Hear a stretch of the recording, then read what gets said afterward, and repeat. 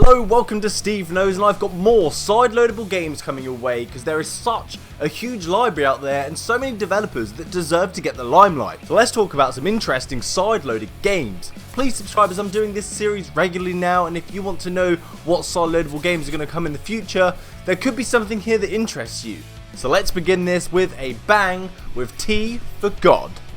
This is a game that could change how VR games are designed in the future. My jaw has dropped on this one. There is good reason why the VR community are going absolutely mad over this game because the concepts that it provides in VR are incredible, especially on the Oculus Quest with its complete freedom of movement. It's making use of a concept called Euclidean orbifold, and for my fellow machine learning enthusiasts, this is one to hype about. Let's not take a trip to Manhattan. This game is set in the future where pixels have dominated humanity, just kidding.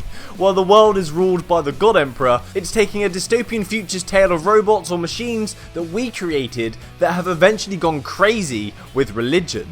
Then an incident happens that they're referring to as the Steve incident, so thank you. The machines have killed humanity, but somehow you survived. Like many great brutal Japanese movies, you are trying to avenge your family. So you're going undercover as a machine trying to destroy the bots. This game is attempted to be submitted and hopefully approved in the Oculus store once the game has matured. Wardroom actually said a couple of days ago that Oculus are already aware of the game, and I bet they are. It's in the early stages of its build and it's already presenting us with such incredible promises that I've not seen before in virtual reality. In the game, you walk around shooting bots with two guns that are attached to an awesome floppy mechanic that I oddly admired. It made me feel like a Robocop. But because of these really interesting concepts that it's applying and procedurally generated worlds, we're able to experience a room-scale virtual reality game that will allow us to walk around in this virtual world forever without leaving our rooms. This had to be on the list because of its evolutionary or revolutionary concepts it's applying that we've not seen in virtual reality. It's something you need to experience, especially if you're an enthusiast. Next is Horror Nights, coming from Paper Bunker. This game is available right now on the Go and the Rift, but not on the Quest store. It's been around since 2015, but it's now hitting up virtual reality.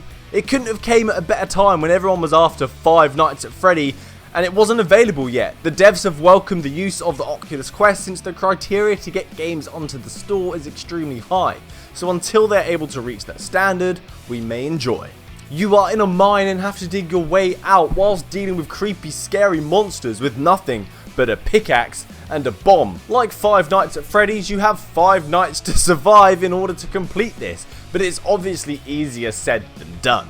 You have to wave your arms into lots of tunnels to scare away the monsters, keep the torches lit by refueling them, and you also have to keep the oxygen going so you don't suffocate.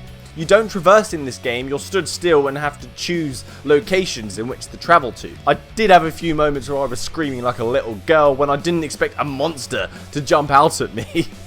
Each night also increases with difficulty, but thankfully you don't have to start again, so if you die you can continue on the same level.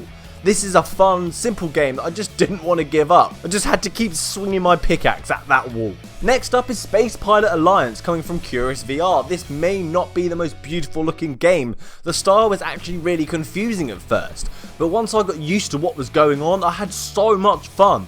This game is a demo made available by the devs for us to beta test, but it's a battle arena game in space where you fly around in a futuristic ship trying to shoot the enemy with lasers. The team who eliminates the other team wins. This is AI based though, it's not an online multiplayer, although you do have the ability to play locally with friends using a keyboard and mouse, which is pretty sweet. I do recommend actually sitting down for this one as you're sat in a spaceship, and to control it you have to use a joystick where you angle your wrist to turn or pull it towards you to go up. It's like a real fly mechanic and it's pretty fun, and it never gets old when you pull the trigger and you see your remote control rise up through the floor. There is also a radar in the center of your hub so you can track where the people are, and a variety of buttons that are around you. One of them speeds you up, and whilst you're holding it you also navigate to enemies at a faster pace, so when you get close you let go and you go back to the manual controls. You also have to reroute power to different parts of the ship to activate abilities such as boost and shields. This game contains so many awesome little ideas for a spaceflight simulator. I look forward to the finished product.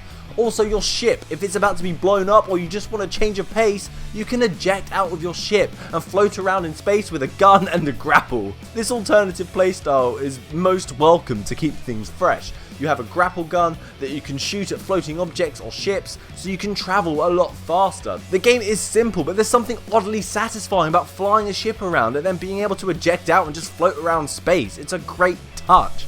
Next is Bring It Down. Those that like destruction but can't take their own house down, this is great for you. What started off as me thinking I don't get it, turned into me being really addicted. It just gets more addictive and fun as the more that you play. I only wish it just had more levels. Bring It Down is a game that puts you in the body of a destruction expert with a nade launcher.